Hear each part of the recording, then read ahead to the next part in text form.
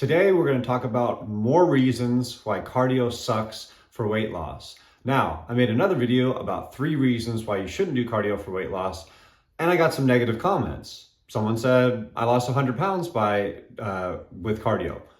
I did not say that you couldn't lose weight by doing those things. I'm just saying it's not a great strategy because of the physiology that goes behind it. There's a better way of doing that same thing.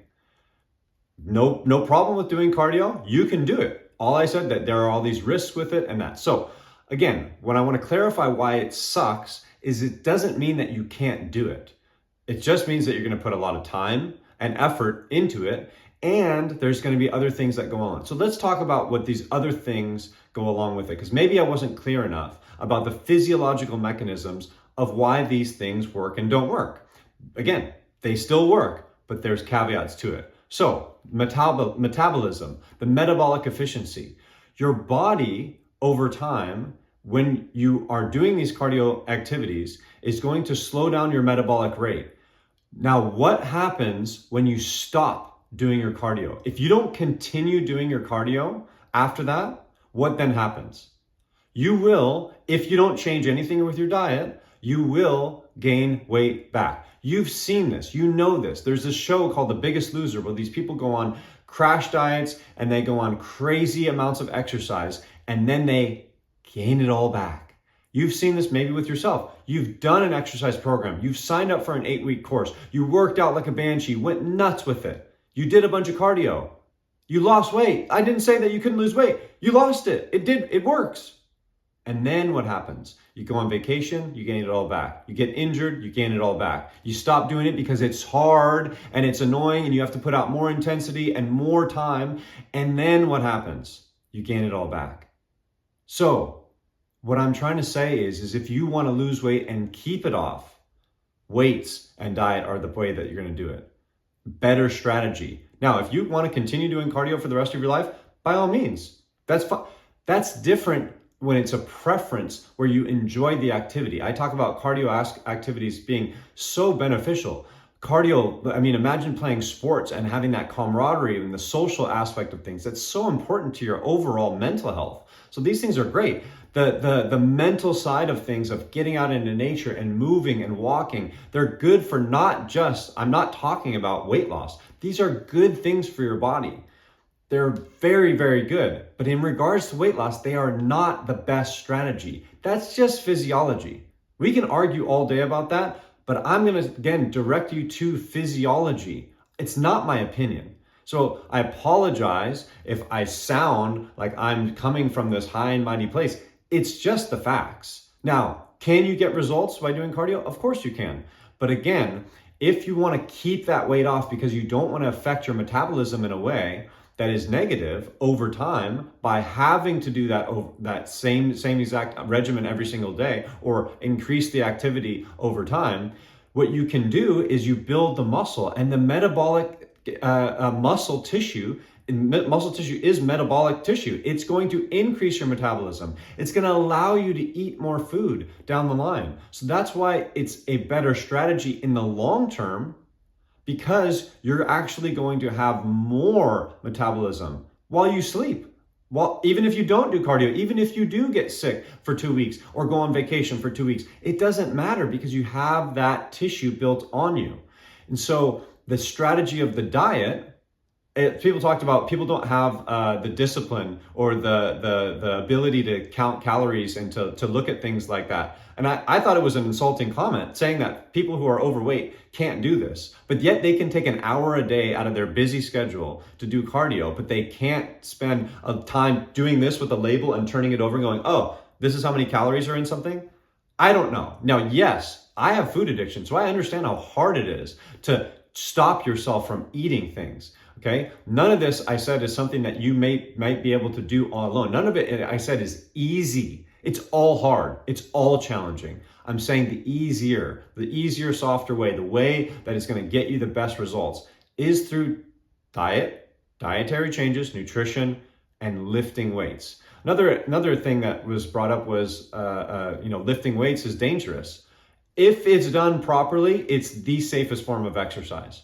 You don't have any dynamic movements because you're going slow. I start the exercise myself. I stop the exercise. I can stop at any moment under control if I'm going slow. I mean, if I'm out on the street and there's a piece of rock that I don't see, I can trip and fall. I can get hit by a car by riding a bike. Those things are way more dangerous than being in the weight room. Now, if we're going to talk about injuries, people exercise like idiots. They lift weights like idiots. They do exercises that are very, very, very technical, that make it challenging to do them properly.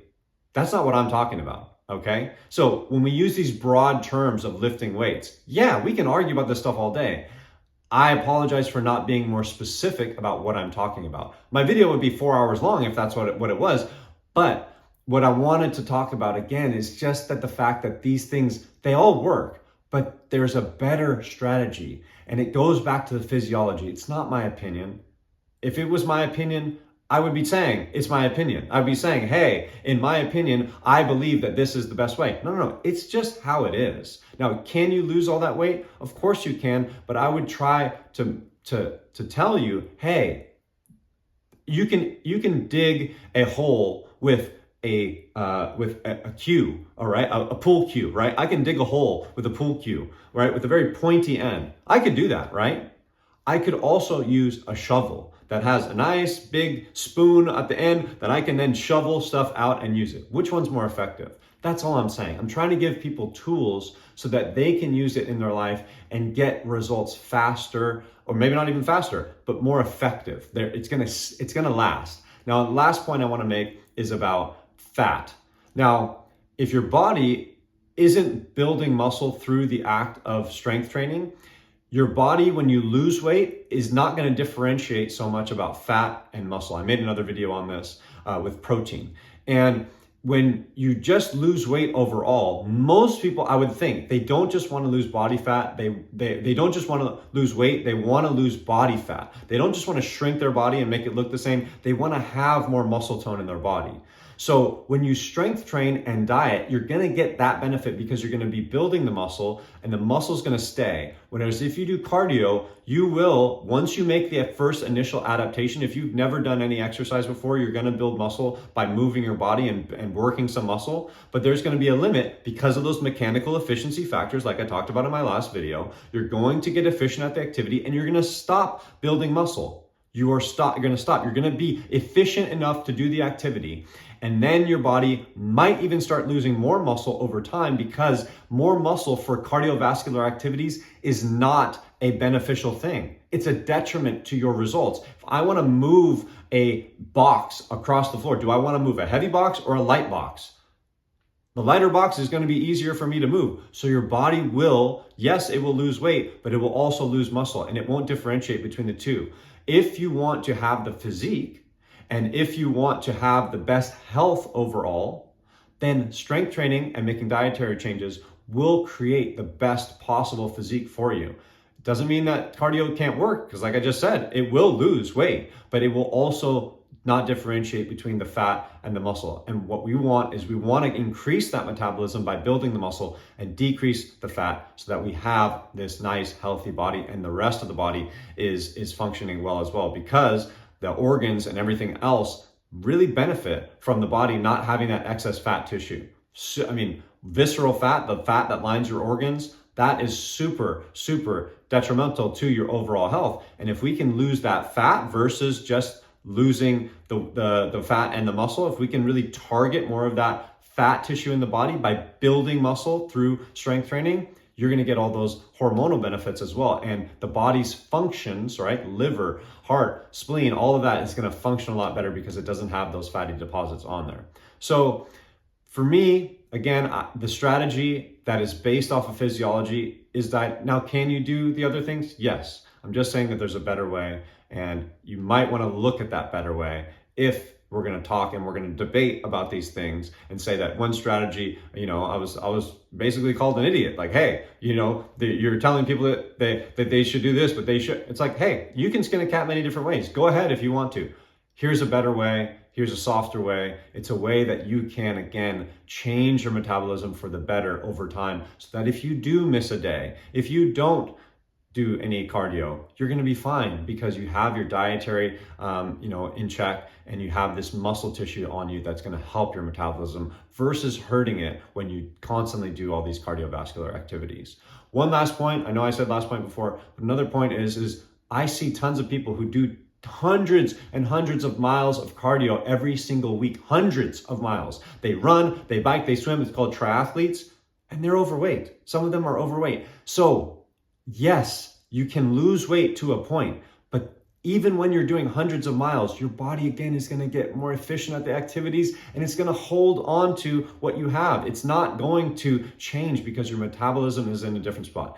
If you start to diet down, if you start to strength train, you'll get more of those changes, and it will happen a lot quicker than you might think because your body will be working so much better overall. I hope that explained things a little bit more about where I'm coming from. Again, I'm coming from the physiological just mechanisms in the body. It's not my opinion. If you've found success doing cardio, more power to you. It's just harder, and I commend you for that. If you enjoy doing cardio because there's activities that you like, by all means, do them. They're great. Most of the time, when people think of losing weight, they think they have to do cardio. My video is trying to let people know that there's a different way of doing that. And there's physiological mechanisms that back it up so that you don't have to think, oh, I have to do this, all this stuff, and I have to spend an hour on a treadmill. You don't have to do that at all if you don't want to. That's all the point I wanted to make. So thank you for the comments. Whether you're commenting positively or negatively, you're still helping the algorithm. So I appreciate you, and you're actually giving me more ideas so that I can make more videos to be more succinct in what I talk about so that I can communicate more effectively. And that's what this is all about. I want to share, and I want to help, and I want to be of service. I don't want to just stand on my high horse and tell people that they're wrong. I want to help people see new strategies. So I hope that helped. And until next time, I'll see you then.